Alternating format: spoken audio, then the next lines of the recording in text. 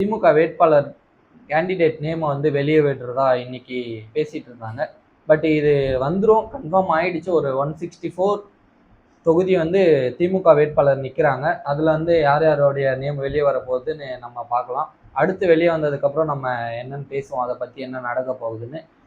அடுத்து நம்ம சீமான் அவர்கள் வந்து கள்ளக்குறிச்சியில் வந்து போராட்டம் பண்ணிட்டு இருந்தார் இன்னைக்கு. அதில் வந்து ஒரு சில மக்கள் என்ன சொல்லியிருந்தாங்கன்னா, பெண்கள் வந்து பாலியல் வன்கொடுமையை கொடுத்தவங்கள வந்து பெட்ரோல் ஊற்றி கொளுத்தணும் அப்படின்ற மாதிரி ஒரு கருத்து எடுத்து வச்சிருந்தாங்க. அதுக்கு சீமானுமே ஒரு சில ஆன்சர் சொல்லியிருந்தாரு. என்னுடைய ஆட்சி வந்த உடனே நான் முதல் கையெழுத்து அதுக்கு தான் போடுவேன் அப்படின்ற மாதிரி சொல்லியிருந்தாங்க. பட் இது வந்து ரியாலிட்டியில் நடக்குமா இல்லை நடக்காதான்றதையும் ஒரு கேள்விக்குறியாக தான் இருக்கு. ஏன்னா சீமானுக்கு வந்து அந்த அளவுக்கு மக்கள் சப்போர்ட் இல்லாமல் தான் அவர் வந்து தனித்து நின்று போராடிட்டு இருக்காரு. ஸோ அவர் வெற்றி பெறுவாரா, இல்லை இந்த பாலியல் வன்கொடுமைக்காச்சும் ஒரு தீர்வு கிடைக்குமா, இல்லை அடுத்த ஆட்சி யார் வின் பண்ணுறாங்க, திமுகவாக இருந்தாலும் சரி, ஏடிஎம்கேவாக இருந்தாலும் சரி, இல்லை டிவிகே இருந்தாலும் சரி, யார் வெற்றி பெறுறாங்களோ அந்த பாலியல் வன்கொடுமைக்கு வந்து ஒரு தீர்வு கிடைக்குமான்றத கமெண்ட் பண்ணுங்க. அடுத்து நம்ம தாவேக விஜய் வந்து ஒரு டிஜிபி அலுவலகத்துக்கு போயிருந்தாரு. ஸோ நிறைய பேர் பார்த்துருப்பீங்க. நான் இப்போ தான் டைம் கிடைச்சிச்சு, ஸோ அதனால தான் இப்போ பேசுகிறேன். பட் என்னன்னு பார்த்தீங்கன்னா, ஒரு பொன்ராஜ் அவர்கள் வந்து பெண்ணை வந்து தப்பாக பேசியிருந்தாரு. அப்படின்ற ஒரு ரீசனுக்காக தாவேக்கா வந்து டிஜிபி அலுவலகத்துக்கு போய் அவங்க மேலே கம்ப்ளைண்ட் பண்ணியிருந்தாங்க, அரெஸ்ட் பண்ண சொல்லி. இது வந்து அவர் தாவேக்கா விஜயுமே சொல்லியிருந்தாரு, இனி திமுக ஆட்சி ஒருபோதும் அந்த தீய சக்தி ஆட்சி வந்து தமிழ்நாட்டில் வராது அப்படின்றத அவர் ஒரு வீடியோ பேசியிருந்தார். பட் இதெல்லாம் எந்த அளவுக்கு உண்மையாக இருந்தாலுமே ஒட்டுமொத்த தாவேக்கா கட்சிக்காரர்கள் மேலேயும் அந்த பெண்கள் மேலேயும் அந்த பொன்ராசுன்றவர் அவர்கள் வந்து ஒரு தவறான கருத்து எடுத்து வச்சிருக்காரு. ஸோ இது எந்த அளவுக்கு ஒரு தவறான செயலுன்றது எல்லாருக்குமே தெரியும். பட் அவர் பேசும்போது ஒரு சில வார்த்தைகளை தவிர்த்திருக்கலாம். ஒரு சில வார்த்தைகள் பேசியிருந்து அவருடைய மரியாதையை, அவர் இத்தனை வருஷ காலமாக இருந்தாலுமே அவருடைய மரியாதை அவர் வந்து ஒரு நாளில் கெடுத்துக்கிறாரு. இந்த மாதிரி ஒரு சில தலைவர்கள் இருந்துட்டு தான் இருக்காங்க. ஒரு வார்த்தையில வந்து அவருடைய டோட்டல் இமேஜுமே கெடுத்துக்கிட்டு அவர் அரசியல் வாழ்க்கைக்காக அவங்க இந்த மாதிரி பண்ணிட்டு இருக்காங்க. ஒரு அசிங்கமான செயலன்றதுதான் என்னுடைய கருத்து. இப்போ நெல்லையில வந்து பெண்களிடம் வந்து அத்துமீறி அந்த மாதிரி ஒரு சில விஷயம் போயிட்டு இருந்தது. யாருன்னு பார்த்தீங்கன்னா, இந்த தேர்தல் படைக்கு வந்திருந்தாங்கல்ல, அவங்க தான் 2 பேர் மேல கம்ப்ளைண்ட் ரிஜிஸ்டர் பண்ணியிருக்காங்க. பட் அவங்க லஞ்சமும் கேட்டிருக்காங்க, ஒரு பெண்ணிடம் வந்து தப்பாவும் நடந்திருக்காங்க. ஸோ இதுக்கு தேர்தல் ஆணையம் வந்து என்ன நடவடிக்கை எடுக்கும்ன்றது ஒரு கேள்விக்குறியா இருக்கு. இதுக்கு நல்ல முறையான ஒரு பெண்களுக்கு ஒரு பாதுகாப்பான ஒரு அரசு அமைச்சிங்கன்னா நல்லா இருக்கும்.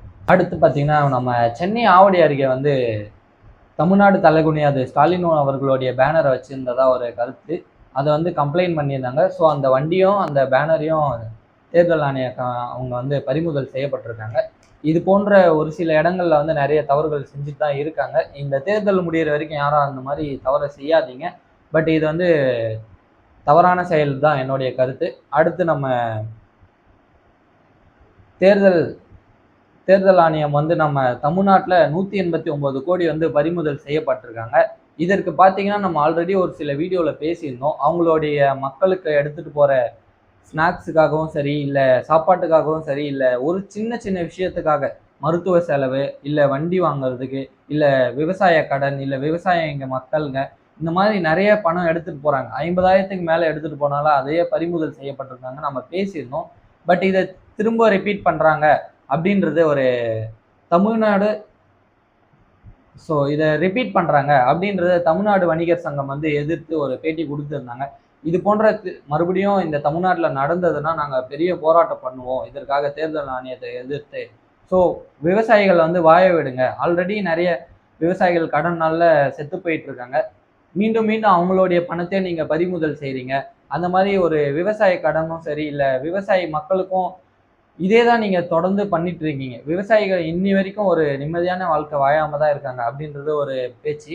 பட் விவசாயிகள் அப்படி ரொம்ப கஷ்டப்படுறவங்க அப்படி இருந்தாலுமே இந்த கடைகள்லையும் சரி, தேர்தல் ஆணையம் வந்து லஞ்சம் கேட்கறதா ஒரு கருத்து எடுத்து வச்சிருந்தாங்க. ஸோ தேர்தல் ஆணையத்தில் நிறைய குற்றச்சாட்டு போயிட்டு இருந்தாலும் இது எல்லாத்தையும் வந்து மேனேஜ் பண்ணி ஒரு நல்ல நல்ல முறையில் அவங்க வந்து டேக்ஸ் ஒரு இதை எல்லாமே நல்ல முறையில் சாரி. ஸோ தேர்தல் ஆணையத்து மேலே இது போல் நிறைய குற்றச்சாட்டு போயிட்டு இருக்கு.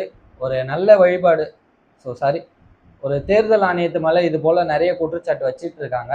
அதனால பார்த்தீங்கன்னா ஒரு தேர்தல் ஆணையம் வந்து தமிழ்நாட்டிலையும் சரி, இல்லை ஓவராலாக இந்தியாவிலும் சரி, ஒரு கரெக்டான ஒரு வேல வந்து அவங்க பணத்தை வந்து பறிமுதல் செய்யுங்க. அதற்கான விவசாயிகளையும் சரி, இல்லை கடைக்காரர்கள் இந்த மாதிரி சின்ன சின்ன கடைகளாக பார்த்து நீங்கள் தாக்குறதை நிறுத்திக்கோங்க. ஏன்னா அவங்க அஃபெக்ட் ஆகிறது நிறைய விஷயம். அதனால பார்த்துக்கோங்க.